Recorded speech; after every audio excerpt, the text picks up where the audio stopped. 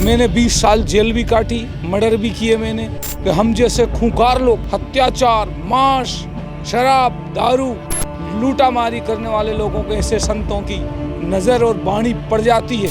डाकू को, चोर को, बलात्कार को, 1-1 साल 2-2 साल की लड़कियों की बलात्कार करने के बाद उनकी हत्या करी जाती है, उनको भी पैरोल मिल जाती है, जमानत मिल जाती है। लेकिन बापूजी को करना क्या चाहते हैं ये लोग? ना कोई ऐसा संत पैदा हुआ है और ना होगा। ईसा मसीह बने हुए लोगों को वापस हिंदू बना के रोटी, कपड़ा और मकान देकर घर वापसी लिया है। ये उसी का ही नतीजा दे रहे क्या ये लोग सब? देखो कब है चुनाव का टाइम। अगर आपने वार छोड़ दिया है, वार नहीं छोड़ना, उसके पहले बापू को छुड़वाना है। धरना दो, दिल्ली चलो, आंदोलन करो, सावधान हो जाओ। बापूजी को तकलीफ है, बापूजी बीमार भी है। मेरे पे 94, 95, 96, 97, 98 सब धाराएं लगी थी, फांसी के ऑर्डर थे। और बापूजी ने बोला जा निरंजन छूट जाएगा। मेरा नाम निरंजन है, मैं जात का कंजर हूँ, ब्यावरा राजगढ़ का रहने वाला हूँ, MP में आता ही। और मैं ऐसे व्यक्ति थे हम कि हमारा लूटना, डकैती करना, चोरी करना, मांस खाना, ये इसके अलावा हम और कोई चीज़ तो जानते ही नहीं थे कि गुरु क्या है, भगवान क्या है और इनसे क्या होता है क्या नहीं होता। ये इन चीज़ों को तो हम मानते ही नहीं थे। हमारा तो लूटा मारी करना, ट्रक लूटना, बसें लूटना, ट्रक लूटना।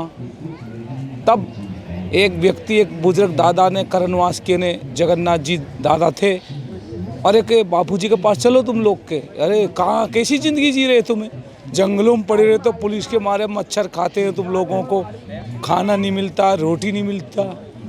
तब मेरे को बापूजी के पास में वो अहमदाबाद लेकर आया। वहाँ गन्ने की छोई का आश्रम बना हुआ था। गन्ने की छोई का आश्रम बहुत पुरानी बात है। गन्ने की छोई का आश्रम बना रहा था बापूजी का, और भीड़ में रोटी बनती थी, भाजी सब्जी बनती थी। तब मैं बहुत गरीब व्यक्ति था, तो मेरे पास में फटे टूटे कपड़े थे। बापू ने 1500, 1000, 1200 लोग रहते थे। तो बापू ने देखा, बोले इधर आ, इधर।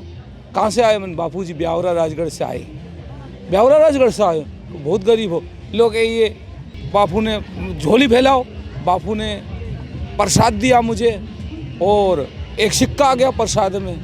तो गुरु कृपा ऐसी हुई कि मैं उसी दिन से सब काम को छोड़ के और बापूजी के चरणों में लगाऊं।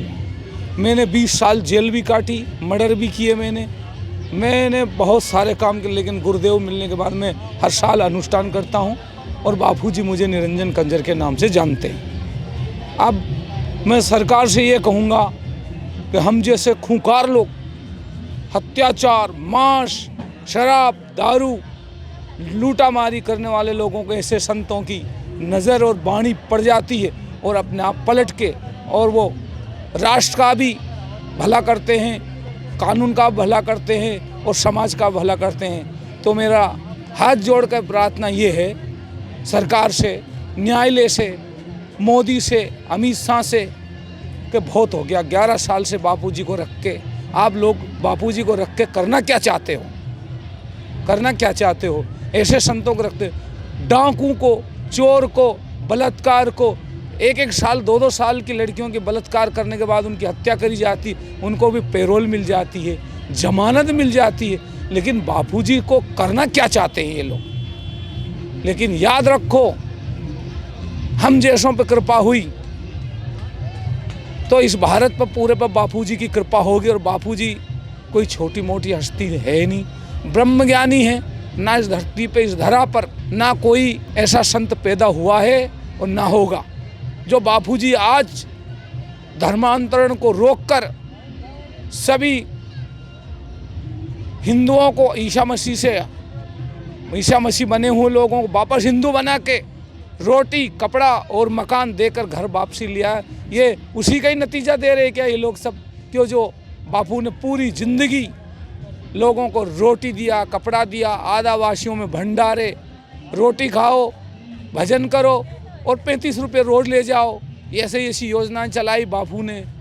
और पढ़ाई लिखाई आश्रम में इसका सरकार और इसको कानून यही दे रहे क्या बापूजी को? अरे बापूजी तो वो है कि अगर वो कुल्हाड़ा मारे तो किन पे मारे? उनके पैरों पे कुल्हाड़ा पड़ता। बापू तो ब्रह्मज्ञानी है, काल से लड़ लेंगे बापूजी। यमराज से लड़ लेंगे, सबसे लड़ लेंगे, लेकिन बापूजी अपने ही शिष्यों से कैसे लड़ेंगे? वो तो अपना पूरा परिवार मानते हैं बापूजी तो पूरा भारत को। पर मैं हाथ जोड़कर विनती करता हूँ कि मैं इतना खराब आदमी होने के बाद मैं शराब पीने वाला, दारू पीने वाला, मैं हर साल अनुष्ठान करता हूँ, कभी नर्मदा के किनारे करता हूँ, कभी जंगलों में करता हूँ, फिर मैं बापूजी से मिलने जाता हूँ अनुष्ठान करने के बाद में। पर मेरा हाथ जोड़कर यही विनती है, अभी मेरे साथ में कंजर समाज के कम से कम 500 लोग आए, झांसी, ललितपुर, मध्य प्रदेश से आए, उत्तर प्रदेश से आए, राजस्थान से आए, सब लोग मिलके आए। हम लोगों को सुधारने वाले केवल बापू हैं, नहीं वरना कोई सुधारने वाला नहीं है। हम तो बापू के अलावा किसी को मानते ही नहीं। बापू बहुत बड़े दयालु हैं, बापू जैसा दयालु कोई है ही नहीं। और ये भी ध्यान रहे, साथ को ध्यान दे कर देखो, कब है चुनाव का टाइम। अगर आपने वार छोड़ दिया है, वार नहीं छोड़ना, उसके पहले बापू को छुड़वाना है। धरना दो, दिल्ली चलो, आंदोलन करो, सावधान हो जाओ। बापूजी को तकलीफ है, बापूजी बीमार भी है, उनको डॉक्टर बताते हैं 2 नसें चिपकी हुई है, पेट में कैंसर है, शरीर में खून है नहीं, फिर भी इनको दया क्यों नहीं आती? हमें जेल काटा हुआ आदमी, मैंने खुद जेल काटी 12-15 साल। बापूजी ने मुझे मंत्र दिया था, वो मंत्र मैंने पढ़ा और बापू की दया से मैं खाली 6 साल बाद में छूट के घर आया। मेरे पे 94, 95, 96, 97, 98 सब धाराएं लगी थी, फांसी के आर्डर थे। पर बापूजी ने बोला जा निरंजन छूट जाएगा, तो मैं बरी हो गया और बापूजी के चरणों में आज अच्छा हूँ, बढ़िया हूँ।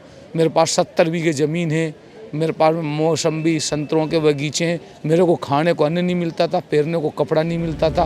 बापू से और क्या चाहती है सरकार, न्यायालय क्या चाहती है?